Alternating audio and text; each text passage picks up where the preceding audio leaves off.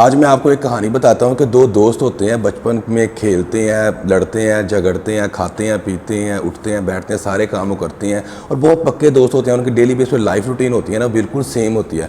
उसके बाद जब वो बड़े होते हैं, थोड़ा सा college life, school life join करते हैं, तो उनको लगता है कि यार डोले शोले भी होने चाहिए। मूवीज़ में किसी को देख लिया, डोले शोले देख लिए, तो उनको लगता है कि हमें भी जिम ज्वाइन करनी चाहिए। उसके बाद वो क्या करते हैं, दोनों दोस्त जिम होती है वो ज्वाइन कर लेते हैं। जिम ज्वाइन करने के 3 से 4 मंथ बाद या 5-6 मंथ बाद ना एक दोस्त देखता है यार दूसरे दोस्त की बॉडी जो है ना उसमें काफ़ी अच्छी इंप्रूवमेंट्स आ रही हैं और उस दिल में ये सोचा कि यार मैं भी इसके साथ ट्रेनिंग करता हूँ, मैं भी वैसे ही खाता पीता हूँ जैसे मतलब ये करता है। पूरी सेम रूटीन है हमारी, तकरीबन 24 आवर्स में हम ज़्यादा टाइम एक साथ ही रहते हैं। इसकी बॉडी में ऐसी इतनी चीज़ें क्यों आ रही है? उसे लगता है कि शायद इसने कोई मेडिसिन यूज़ किया, स्टीरॉइड यूज़ किया है। उससे कहता है कि यार तो कुछ यूज़ कर रहा है। बोलते नहीं यार मैंने कुछ नहीं यूज़ किया। तो फिर कहता नहीं तुमने किया, अगर नहीं किया तो फिर मैं तो करूँगा भाई, मुझे भी बॉडी बनानी है। वो कहता अच्छा ठीक है, हम दोनों इकट्ठे ना मिल के ना स्टीरॉइड जो है वो यूज़ करते हैं। फिर क्या करते हैं, वो दोनों मिल के ना किसी स्टीरॉइड का सहारा लेते हैं और स्टीरॉइड साइकिल जो यूज़ कर लेते हैं। अब स्टीरॉइड साइकिल यूज़ करने के बाद जिस दोस्त की बॉडी में इंप्रूवमेंट आ रही होती है ना, उसकी इंप्रूवमेंट डबल हो जाती है। और जिस बंदे की बॉडी में इंप्रूवमेंट नहीं आ रही होती दोस्त की, उसकी बॉडी में थोड़ी बहुत चेंजेस आते हैं। तो उसको लगता है कि यार लगता है मुझे इसने किसी ने 2 नंबर स्टीरॉइड दे दिए हैं और तुम्हारी बॉडी में इस तरह चेंजेस कैसे इतनी जल्दी आ रही है, मेरी बॉडी में नहीं आ रही। हालांकि हमारा सब कुछ सेम है, खाना पीना सब कुछ सेम है और स्टीरॉइड भी अच्छे से कर रहे हैं, सब कुछ प्रॉपर है यार, पर मेरी बॉडी में वो चेंजेस क्यों नहीं आ रहे स्टीरॉइड की वजह से। तो आज की वीडियो में हम इस सारी चीज़ों के ऊपर बात करेंगे कि क्या स्टीरॉइड यूज़ करने से आपकी बॉडी में मॉन्स्टर मास आप अचीव कर सकते हो, जो आप हासिल करना चाहते हो। क्या स्टीरॉइड से मसल बिल्डिंग आप बहुत ज़्यादा कर सकते हो, लाइक आपका जो गोल है क्या वो अचीव हो सकता है या नहीं, और जेनेटिक्स क्या रोल प्ले करते हैं। इस वीडियो में हम डिटेल के साथ बात करेंगे, तो इस वीडियो को एंड तक ज़रूर देखना, आपको बहुत फ़ायदा होगा।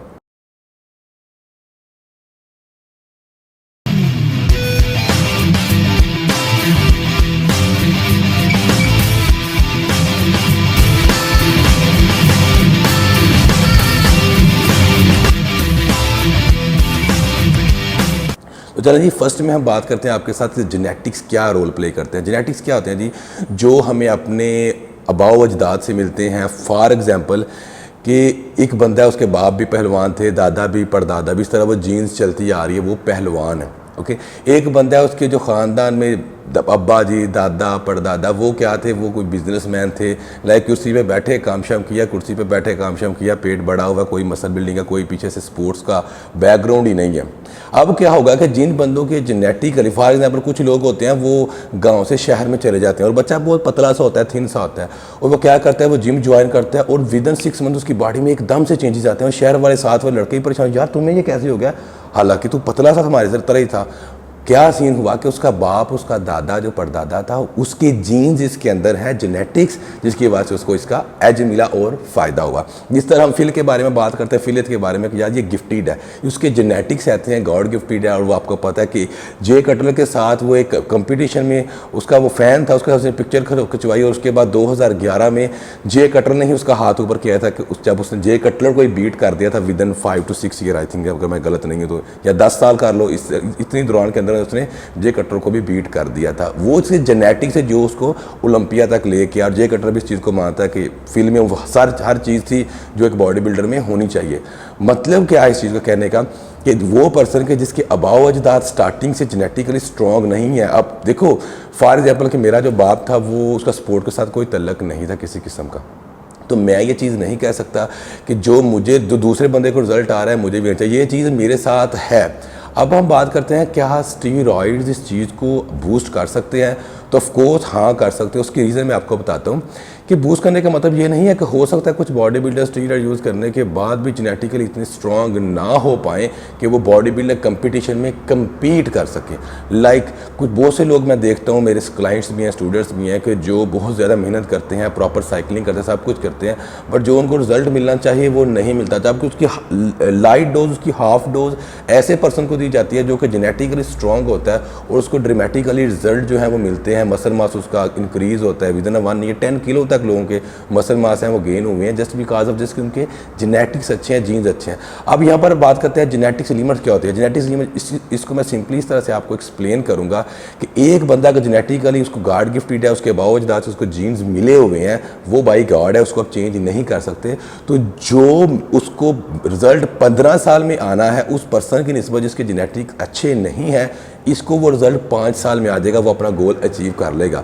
जबकि दूसरा लड़का जो जेनेटिकली स्ट्रांग नहीं है, उसको with steroid, proper diet, proper hard work सब कुछ करने के बावजूद वही रिजल्ट उसको 15 साल में मिलेगा। और हो सकता है कुछ बंदों को वो रिजल्ट मिले भी नहीं। इसलिए बहुत से लोग होते हैं जो बॉडी बिल्डर्स बनना चाहते हैं, मसल मास मॉन्स्टर बनना चाहते हैं, नहीं बन पाते हैं। उस चीज़ को मद्देनज़र रखते हुए फिर ये जो मैन फिजिक, उसके अलावा ये जो मॉडलिंग वाली जो चीज़ें फिटनेस में आई हैं, फिटनेस इंडस्ट्री में क्लासिक हो गई, ये फिर मुतारफ़ करवाई कि यार कुछ और लोग जेनेटिकली इस चीज़ को अचीव ही नहीं कर पाते हैं, उनके लिए भी कोई कंपटीशन होना चाहिए। फिर उस बेस पे लेकर कुछ natural so called natural competition इसमें आ गए कि आप नेचुरल कंपटीशन कम्पीट कर सकते हो इस तरह के।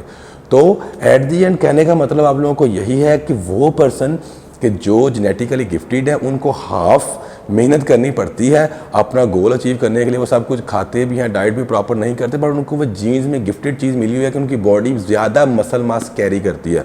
और जो लोग जेनेटिकली स्ट्रांग नहीं होते हैं, जेनेटिकली उनके जीन्स ही ऐसे हैं, उनको बहुत ज़्यादा मेहनत, हार्ड वर्क, डिसिप्लिन सब कुछ करना पड़ता है उस चीज़ को अचीव करने के लिए। अब इसमें एक चीज़ और आ जाती है कि क्या जेनेटिक्स लिमिट्स को हम टाइम से पहले ब्रेक कर सकते हैं? तो उसका जवाब है जी हाँ, कर सकते हैं। फॉर एग्जाम्पल कुछ लोग मुझसे पूछते हैं कि सर अगर मैं अभी स्टीरॉइड यूज़ करूँ तो उसके बाद मेरी बॉडी कम तो नहीं हो जाएगी? ये अक्सर मुझसे क्वेश्चन किया जाता है। तो मैं उन लोगों को ये आंसर सिंपली देना चाहूँगा कि भाई देखो, ह्यूमन बॉडी की एक लिमिट है, आपकी जेनेटिक्स की एक लिमिट है। अगर तो आपकी वो बॉडी लिमिट को अचीव करती है 5 साल के अंदर, फॉर एग्जांपल आप नेचुरली वर्कआउट कर रहे हो और आपकी एक लिमिट है, वहाँ पर आप पहुँच जाते हो 5 साल में, इससे ऊपर आप बॉडी आपकी नहीं जा रही, ये है जेनेटिक्स लिमिट।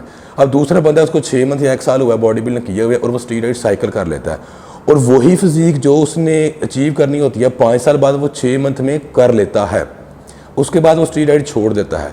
तो उसकी जो फिजिक उसने बनाई हुई है स्टीरॉइड साइकिल से, इसका मतलब है कि वो बहुत जल्दी स्टीरॉइड का सहारा लेकर छलांग मार के 4 साल को पीछे छोड़ के उस फिजिक तक पहुंच चुका है। वो उसकी लिमिट है, अब उससे वो बैक नहीं आ सकता। मतलब ये है कि अगर अपनी डाइट को वो मेंटेन रखता है, वर्कआउट अच्छे से करता है, तो उसकी वो जो लिमिट्स है वो रहेगी। हाँ, अगर उसके एक्सीड हो जाता है, लिमिट को क्रॉस करके फिर साइकिल करता है और बहुत ज़्यादा मसल मास कैरी कर लेता है, और अगर वो बोले कि वो नेचुरली उसको डाइट से, वर्कआउट से मैनेज कर लेगा, तो वो नहीं कर सकता। उसको एक लिमिट, अगर वो लिमिट तक आप चाहे 5 साल में पहुँचो, चाहे 6 मंथ में स्टीरॉइड से पहुँचो, अगर वहाँ तक पहुँच गए तो उस चीज़ को मेनटेन किया जा सकता है। अगर आप जेनेटिकली स्ट्रांग हो या नहीं भी हो, फिजिक को आप मेंटेन कर सकते हो, बट उस लिमिट से ज़्यादा मेंटेन करने के लिए आपको फिर इन चीज़ों का सहारा लेना पड़ता है। जैसे सिंपल सा मैं आपको बताऊं, जैसे बकरी का बच्चा है, उसकी एक दौड़ने की एक लिमिट है, उसकी जेनेटिक्स ऐसे हैं, और एक हिरन है, तो बकरी कभी भी हिरन नहीं बन सकती। ठीक है, तो ये चीज़ आप लोगों को माइंड में रखनी है कि यार जो चीज़ अल्लाह की तरफ से आपको मिल चुकी हुई है उसी में हमको खुश रहना चाहिए। और जो लोग गॉड गिफ्टेड नहीं है उनको थोड़ा, मुझे लोग पर्सनली बोलते हैं कि सर आप जेनेटिकली गॉड गिफ्टेड हैं। स्टार्टिंग में मुझे इस चीज़ का थोड़ा आइडिया नहीं था।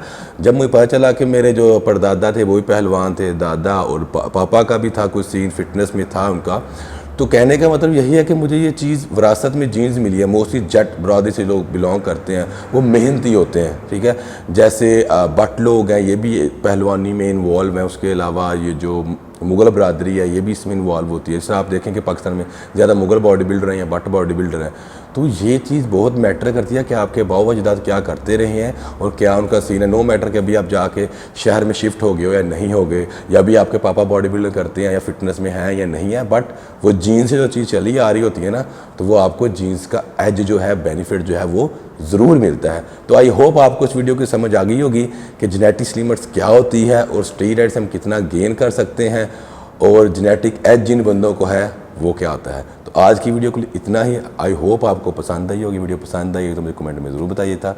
नेक्स्ट वीडियो में इंशाल्लाह फिर मिलेंगे, तब तक के लिए अल्लाह हाफिज़, stay healthy, stay fit, take care.